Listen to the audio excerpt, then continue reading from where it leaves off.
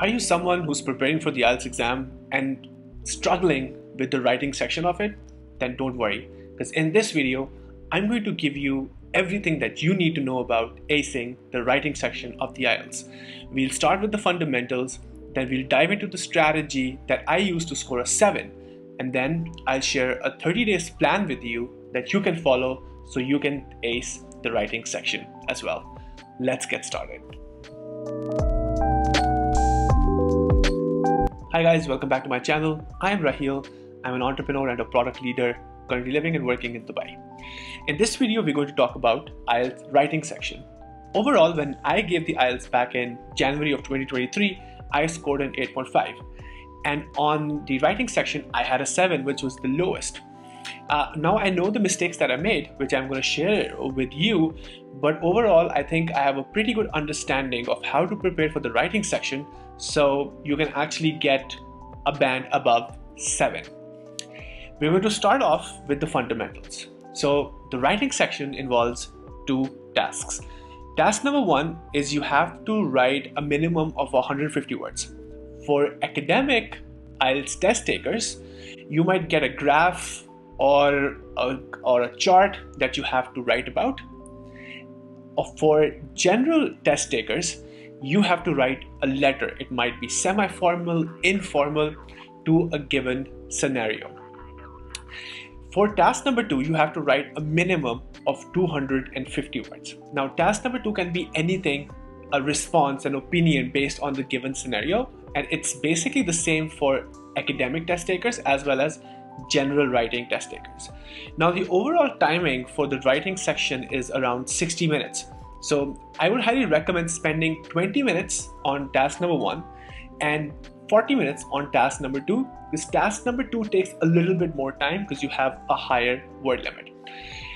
Also, don't try to get carried away with just writing it down, because I remember for task 1 I wrote about 300 words, whereas the minimum was 150. Ideally, you should be clear enough to write no more than 200 to 250 words. Don't exceed that, because then you lose the interest of the examiner who has a lot of stuff to read and grade. And for task number 2, don't try to go beyond 350 to 400 words. I wrote 700 words and I think it just doesn't really make sense. So taking into account that word limit is going to be extremely critical for you to ace the writing section.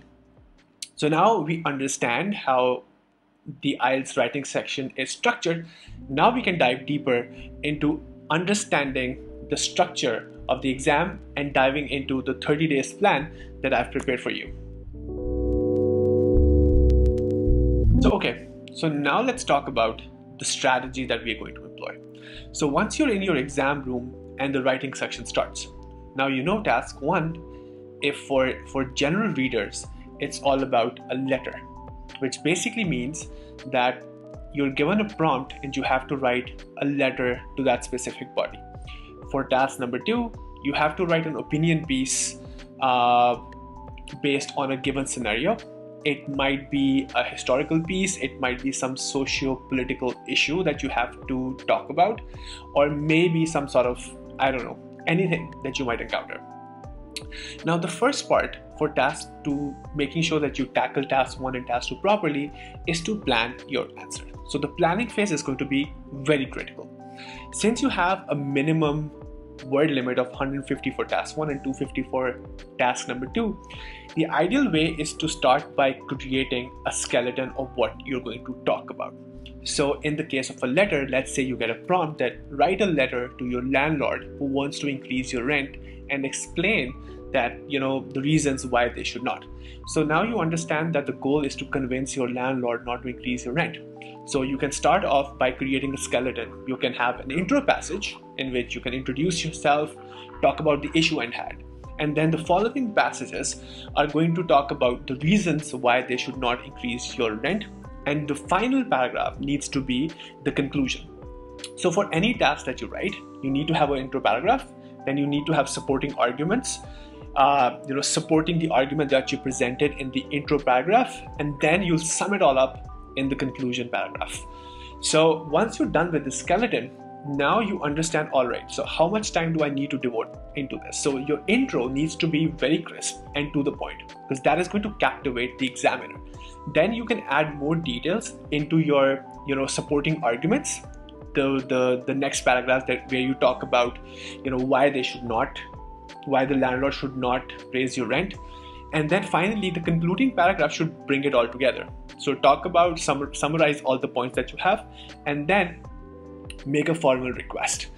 Now, you have to make sure that whenever you're writing, everything is connected, and don't get carried away with adding unnecessary details, because you have to remember that the examiner has to create a lot of essays, which basically means the more clear you are, the more crisp you are, the more to the point you are, the better points the examiner will allot you, and there's higher chances that you'll get a higher band.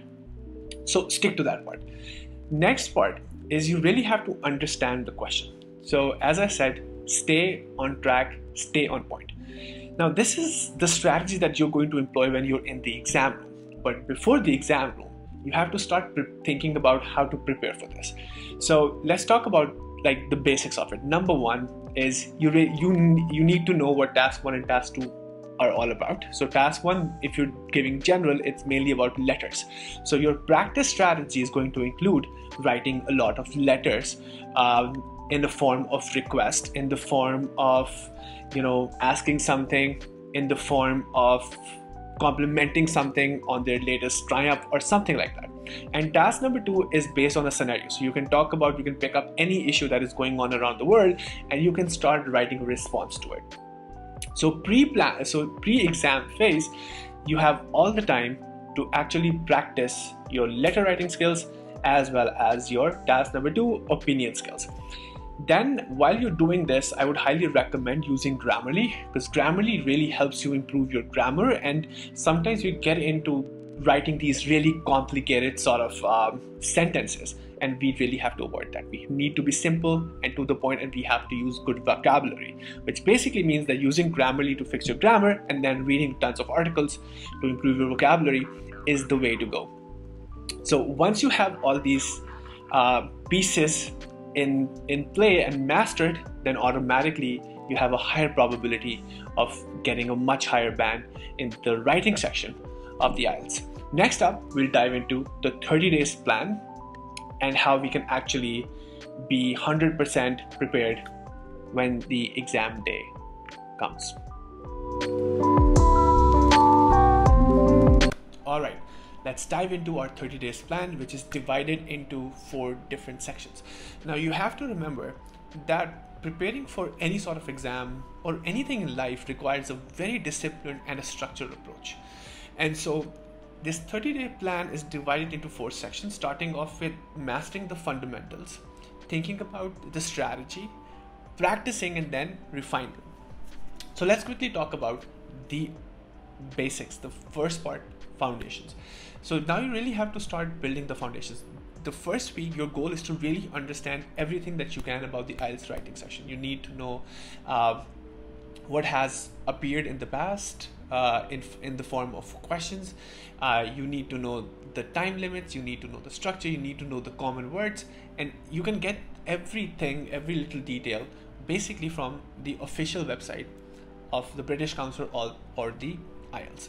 Once you have a good understanding of the facts and figures of the IELTS writing test, then you can dive deeper into taking a mock test to understand where you currently stand. And I would highly recommend timing yourself for this part, because you really need an honest assessment of where you stand today. So start by task 1 and task 2, give yourself a time limit, pick up a past paper. Again, you can get this on the official website, or if you want, you can buy something from Kaplan or a lot of test prep books are out there that you can purchase, and there's a lot of prompts online that you can actually see. But I would highly recommend taking this mock test and really assessing yourself where you currently stand today. Now the question is, once you're done with this, understanding the foundations of where you're at the moment, how would you truly assess yourself? I would highly recommend, there's a lot of groups on social media, on Facebook, on LinkedIn, where you can actually find someone to peer review your article. If you don't have anyone, I would highly use ChatGPT or Grammarly to give you a score on your writing. That way you can actually assess very honestly, without any emotions, where you currently stand. So the first week, all you have to do is understand the test structure, understand the facts and the figures, and take a mock test to truly understand where you currently stand. Great. Now we're done with understanding where we're at. Now it's all about the strategy formulation. And the strategy formulation is basically understanding, okay, so this is the article that I wrote, or this is the opinion piece that I wrote. Now these are the mistakes that I make. Now here are my strengths and here are my weaknesses. So second week is all about understanding your strengths, understanding your weaknesses, and creating a game plan of your practice regime and the areas that you're going to focus on. So if you're really weak on coming up with arguments, or if you're really weak on explaining your arguments in a concise way, okay, so these are the things that you're going to work about. But your strengths are amazing letter writing skills, then okay, so we're going to spend this much amount of time strengthening our letter writing skills, but these are the weaknesses that we are going to find ways to solve. And all of this is supposed to happen in the second week. So you can actually read stuff online, you're writing, you're understanding. You can try to get a peer review, or try to get a mentor online, or in your vicinity or friends or something, and try to help each other out in formulating a strategy that you can execute to improve your weaknesses and even more strengthen your current strengths that you currently have. Okay, so once you're done with strategy formulation, the third part is intensive practice. Week number 3 and week number 4, the last 2 parts of your 30-day plans are going to include heavy practice. So every single day you're going to spend an hour, because the writing section is 60 minutes. You have 20, 40 for task 1 and task 2, and every day you will write you will complete 1 task 1 and 1 task 2. And every single day as you're writing it, you're doing past papers, you can actually get prompts from the internet, as I mentioned earlier. But the purpose of week number 3 and week number 4 is to completely practice on a daily basis, and then do a review on a daily basis as well. Because once you do task 1 and task 2, automatically you realize how you're doing, but secondly, you're understanding your mistakes, and you're giving yourself the entire day to go read more articles and work on your mistakes that you currently make, so that you can come back the next day, write, and check the improvements that you've made. Because it's all about slow and steady, intensive but iterative, where you're consistently learning from the mistakes that you're making. And the final week is all about refinement. It's all about looking back and making sure that you've made progress over the last 3 weeks. You have to understand where you're at from a timings perspective. If or not you're able to complete the task 1 and task 2 on time, where are the issues that are happening, so that you can actually devise a strategy to resolve them. But don't stop practicing. So once you're done with intensive practice and refinement, automatically you have a really good idea of, okay, so I've practiced all these things. I know what my strengths and my weaknesses are. I know I can do task 1 and task 2 on time. I know these are the things that I need to be concerned about, and this is how I'm going to solve them. So when you go into exam day, you're 100% mentally prepared.